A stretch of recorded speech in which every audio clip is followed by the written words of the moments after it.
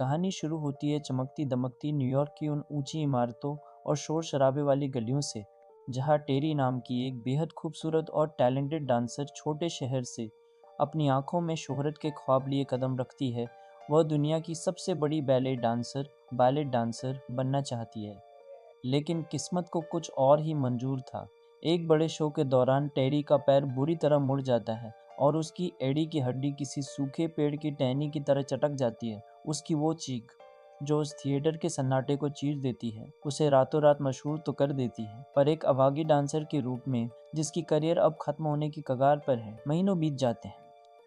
टेरी की चोट तो ऊपर से भर जाती है, पर उसकी जेब खाली हो चुकी है और उसके पास रहने के लिए छत तक नहीं बचती।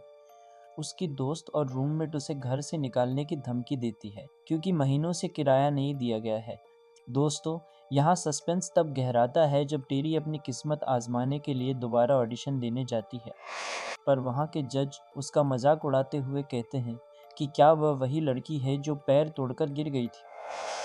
एक बेरहम प्रोड्यूसर तो यहाँ तक कह देता है कि अगर तुम किसी सूअर की तरह अपनी कमर मटका सको तो शायद मैं तुम्हें काम दे दूं। जिसे सुनकर टेरी की रूह तड़प उठती है और वह रोते हुए वहां से निकल आती है। सड़कों पर बदमाश घूमते हुए वह तनाव कम करने के लिए ढेर सारी दवाइयाँ, पिल्स निगल लेती है और अचानक उसे होश नहीं रहता कि वह कहाँ है। तभी उसकी मुलाकात एक बुजुर्ग जोड़े मिनी और उसके पति से होती है, जो उसे सहारा देते हैं और उसे अपने आलीशान घर ले जाते हैं। वे टेरी से इतने मीठे लहजे में बात करते हैं जैसे वे उसके सगे माँ बाप हों। वे उसे अपार्टमेंट सदा नाम का एक खाली और आलीशान घर रहने के लिए मुफ्त में दे देते हैं, यह कहकर कि उनकी कोई औलाद नहीं है और वे बस नेक काम करना चाहते हैं। लेकिन दोस्तों, क्या आपने गौर किया कि उस घर की दीवारों में जो सन्नाटा है, वो चीख चीख कर कह रहा है कि यहाँ पहले रहने वाली लड़की जॉन अचानक कहाँ गायब हो गई। सस्पेंस की वो काली परत तब चढ़ती है जब मिनी टेरी को उसी बदतमीज प्रोड्यूसर से रात के खाने पर मिलवाती है, और वह प्रोड्यूसर अब टेरी से बड़ी शराफत से बात करता है, उसे एक खास ड्रिंक पिलाता है।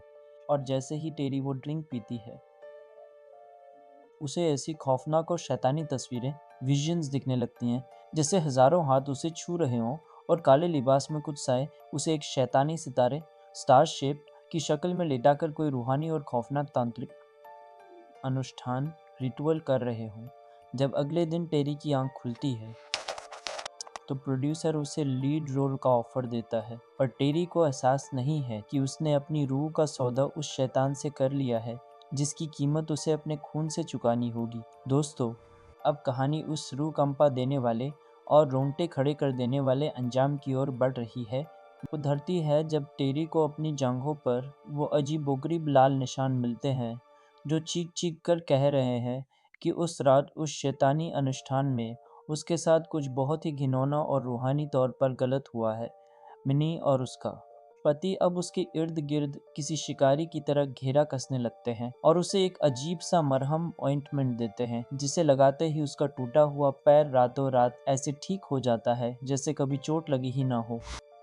इस चमत्कार की कीमत बहुत भारी थी। टेरी को अब हर कोने में वो खौफनाक साया दिखने लगा है और उसकी रातों की नींद हराम हो चुकी है, क्योंकि अब उसे पता चलता है कि वह गर्भवती प्रेग्नेंट है और यह कोई आम इंसान का बच्चा नहीं बल्कि साक्षात इब्लीस की औलाद है जो उसके गर्भ में पल रही है। दोस्तों, यहाँ सस्पेंस अपनी चरम सीमा और आखिरी हद पर तब पहुँचता है जब टेरी इस बच्चे को ख़त्म करने का फैसला लेती है, पर वह यह देखकर सन्न रह जाती है कि उसका शरीर अब उसका अपना नहीं रहा। वह जब भी किसी डॉक्टर के पास जाने की कोशिश करती है, वो शैतानी ताकत जो उसके अंदर पल रही है, वह डॉक्टरों को अपंग और लकवाग्रस्त पैरालाइज कर देती है, जैसे वह बच्चा अपनी हिफाजत खुद कर रहा हो। टेरी को उस रहस्यमय अपार्टमेंट में एक गुप्त दरवाजा मिलता है जो उसे उस डरावनी सच्चाई तक ले जाता है, जहाँ उसे पता चलता है कि वह बुजुर्ग जोड़ा दरअसल एक शैतानी पंथ, सैतानिक कल्ट का हिस्सा है, जो सदियों से शैतान के वारिस को इस दुनिया में लाने की फिराक में थे। उसे एहसास होता है कि उससे पहले रहने वाली लड़की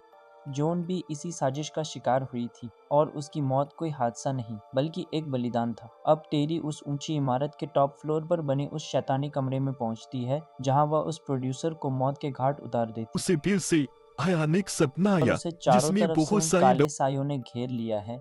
जो उसे अपना भगवान गॉड पैदा करने के लिए मजबूर कर रहे हैं। मिनी और उसका पति बेझिझक उसे बताते हैं कि जब दुनिया ने उनका साथ नहीं दिया तब उन्होंने शैतान से मदद मांगी और अब वे शैतान के साथ मिलकर इस दुनिया पर राज करेंगे। टेरी, जो अपनी रूह और अपनी इंसानियत को बचाने के लिए आखिरी दम तक लड़ रही थी, एक ऐसा रोंगटे खड़े कर देने वाला फैसला लेती है जिसे सुनकर आपकी रूह कांप जाएगी। वह उस शैतानी पंथ का हिस्सा बनने का नाटक करती है, उनके साथ जश्न में नाचती है और मौका मिलते ही उस ऊंची इमारत की खिड़की से मौत की छलांग लगा देती है। लेकिन दोस्तों, क्या आपको लगा कि ये कहानी का अंत है? फिल्म का सबसे शॉकिंग ट्विस्ट और वो गहरा राज तो अब सामने आता है जब टेरी की लाश को उठाने के लिए पुलिस और लोग जमा होते हैं और मिनी और उसका पति एक दूसरी मासूम एक्ट्रेस को देखकर वैसे ही मुस्कुराते हैं जैसे उन्होंने टेरी को देखा था। उनकी भूख कभी ख़त्म नहीं होती और उनका अगला शिकार अब तैयार है। यह फिल्म हमें उस अंधेरे सच से रूबरू कराती है कि शोहरत की चमक के नीचे अक्सर शैतान की साजिशें दफन होती हैं और अपार्टमेंट सदा की वो दीवारें आज भी नई लड़कियों के खून की प्यासी हैं जिसमें दोस्त हैं।